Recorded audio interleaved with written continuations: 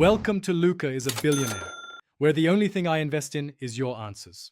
You start by confirming prerequisites: account access, correct permissions, and that the core app is the updated build.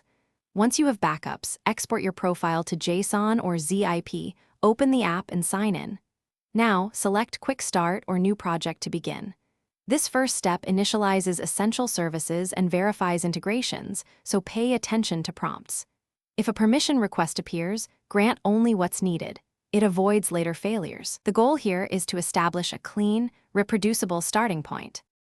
Once the project is created, you move into configuration. Set workspace preferences, enable required modules, and install or activate plugins. Make sure to map inputs and outputs, set sensible defaults, and apply resource limits so the app runs predictably. Next, run an initial sync or a dry run using representative test data to validate connections and workflows. This step surfaces mismatches and permission issues early. If a module fails to load, check dependency versions and retry.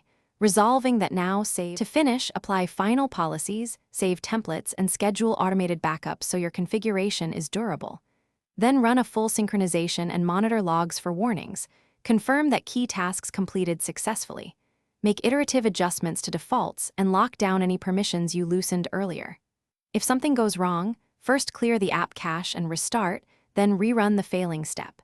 If the issue persists, gather logs and contact support, providing a timestamped log and steps to reproduce speeds diagnosis. Thanks for watching and please subscribe. It's the best investment you'll ever make.